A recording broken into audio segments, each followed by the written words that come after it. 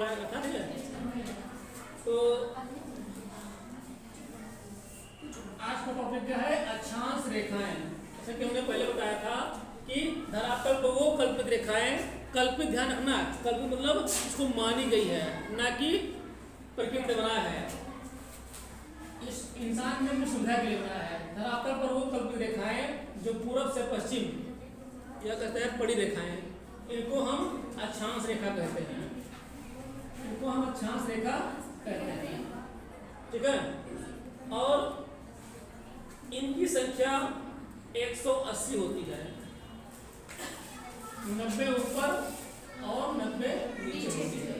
अब एक इस आधार पर खींची जाती है, तो पृथ्वी के केंद्र से जैसे हम कोण नापते हैं 1 2 3 4 5 6 ऐसे से, ठीक है।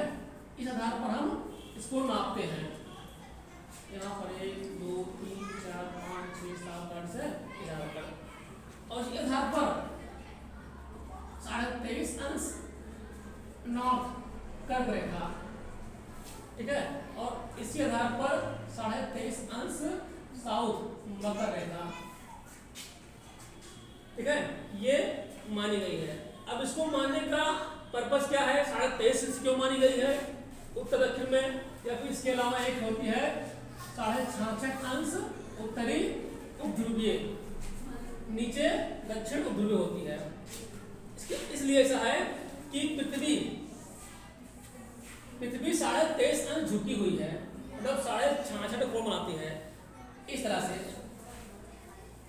इस तरह देखा जाए तो देखिए ये, और ये पृथ्वी का जो अक्ष है, ठीक है, ये आधार है, और उसके बाद ये इतना झुकी हुई है, ये 23.5 अंश का कोण है। इतना अगर कोण लिया जाए तो वो 23.5 अंश का कोण बनेगा, और जो झुकी हुई है, ठीक है, जो झुकी हुई है वो 66.5 अंश का कोण बनता है। मतलब कहने मतलब जो ये झुकी हुई है, जो झुके हुए पे कोण बनाती है, वो 66.5 अंश का कोण बनाती है, और जितना झुकी है अगर उसको देखा जाए तो 23.5 डिग्री झुकी है, मतलब 23.5 डिग्री ये है, ठीक है, ये अब ये 23.5 डिग्री झुक गई है, ठीक है, 23.5 यहाँ से कट गया है, ठीक है। तो अब कोण कितना बना, ये आधार है, तो कोण कितना बना, 66.5 कोण बना, और ये 23.5 यहाँ से यहाँ झुक गई है 23.5, तो 66.5 और प्लस 23.5 90 हो जाएगा ना, 90 से। तो इसीलिए इन दो रेखाओं को इतना महत्व दिया गया है, इतना माना गया है। 23.5 अंश आधार उत्तर, 23.5 अंश दक्षिण माना गया है।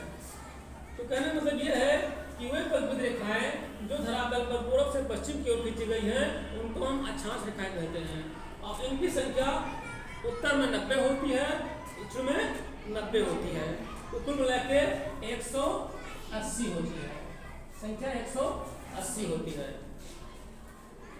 अब ये जो बीचों बीच में है रेखा, इनको क्या बोलते हैं, इनको 3 नाम से बुलाते हैं। ये 0 डिग्री अक्षांश रेखा है, 0 डिग्री अक्षांश रेखा है, या फिर इसका नाम विषुवत रेखा है, विषुवत रेखा है, ठीक है। एक नाम और भी है, इसका नाम भूमध्य रेखा भी है। 3 नाम हो गए ना, घर का नाम, स्कूल का नाम और क्लास का नाम, ठीक है। 0 डिग्री अक्षांश रेखा, विषुवत रेखा और भूमध्य रेखा। ये जब घर का नाम होता नहीं कुछ वो वाला हो गया, और जब स्कूल में पढ़ो कोई, और जब व्याकरण हुए तो अलग ये वाला है, ठीक है। जो होता नहीं शादी वाला, दूसरे नाम से करते हैं, तो वो किसी से होता है, दूसरा नाम होता है। अब इसके 3 नाम है, 0 डिग्री अक्षांश, अक्षांश रेखा, विषुवत रेखा, भूमध्य रेखा, ये तीनों एक ही हैं। अब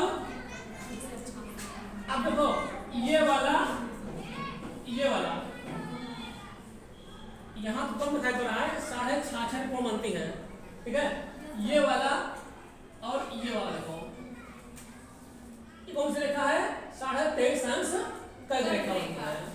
कर्क रेखा मतलब इसको अंग्रेजी में कहते हैं, क्या बोलते हैं, tropic of cancer, tropic of cancer, tropic of cancer बोलते हैं, ठीक है, अंग्रेजी में कहते हैं ट्रॉपिक ऑफ कैंसर। तो ये कर्क रेखा है 23.5 कैंसर, ट्रॉपिक ऑफ कैंसर बोलते हैं, ठीक। और ये जो रेखा है, ठीक, इसको बोलते हैं कैप्रिकॉर्न, ट्रॉपिक ऑफ कैप्रिकॉर्न। ये दोनों एक ही हैं, दोनों एक ही हैं, मगर फर्क इतना है, ये उत्तर में है और ये दक्षिण में है, ठीक है, दोनों एक ही हैं, बस फर्क इतना है, ये उत्तर और ये दक्षिण में है। अब उसके बाद ये 66.5 का आता है, ये देखो ये हिस्सा ध्रुव होता है और ये दोनों हिस्सा, लेकिन ध्रुव के नीचे ठंडी और गर्मी के बीच में, तो इसे कहते नहीं कप्तान और उप कप्तान, कप्तान मेन होता है और उप कप्तान छोटा होता है। तो जैसे ये ध्रुव है, उसके बाद नीचे वाला हिस्सा ये उपध्रुवीय, उप ध्रुवीय क्या कहते हैं अंग्रेजी में, सब पोलर, सब पोलर कहते हैं, सब में होता है ऊपर, ठीक है। तो ये सब पोलर है। ये कौन सा रेखा है, अब देखो ये रेखाएं ग्लोब पर दिखती कैसे हैं, इस तरह दिखती हैं, ऐसे ग्लोब पर इस तरह दिखती है ना, इस तरह से, इस तरह दिखती है, इस तरह से यहाँ दिखते हैं ना, इस तरह से, लेकिन एक्चुअली में ऐसा है नहीं, दिखाया जाता है, एक्चुअली में ऐसा है नहीं। यहाँ दिखाई पड़ा है, यहाँ दिखाई पड़ा है, अब नहीं, अब देखो ये रेखा अंडा बन गया,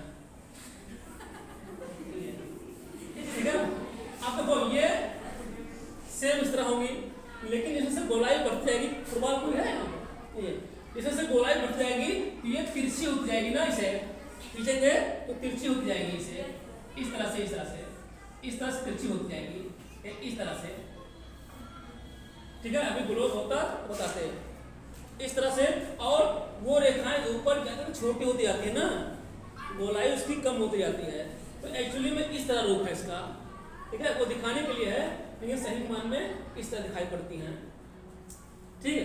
तो ये कौन कौन सी हो गई, ये हो गई 23.5 कैंसर नॉर्थ, 23.5 कैप्रिकॉर्न साउथ, कर्क और मकर, ये सब अच्छा से दिखाई हैं, 66.5 ध्रुवीय उत्तर और ये दक्षिण, ये दोनों क्या है, ये ध्रुव है 90 डिग्री, ठीक है, ध्रुव है।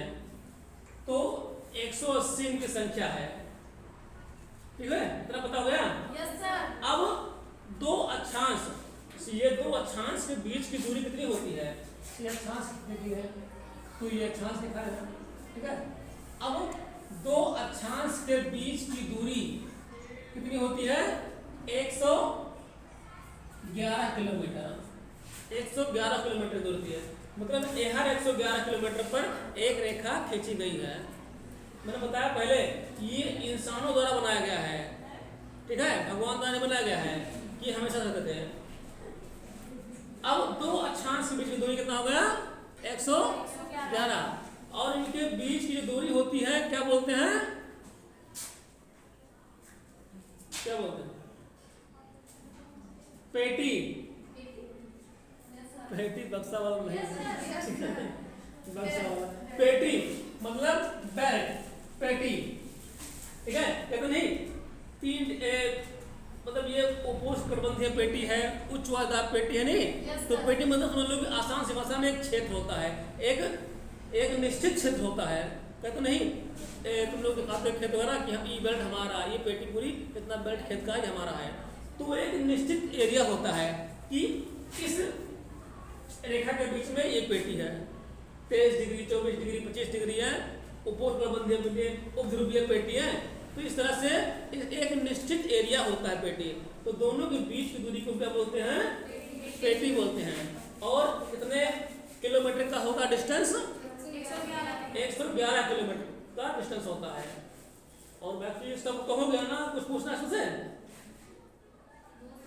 बस हो गया ना सब भाई। ये 0 डिग्री कर्क और मकर, उपध्रुवीय ध्रुवीय और क्या होता है कि 111 किलोमीटर का अंतर है और पेटी बोलते हैं और संख्या की 180 है। ठीक है, अब ना पूछो।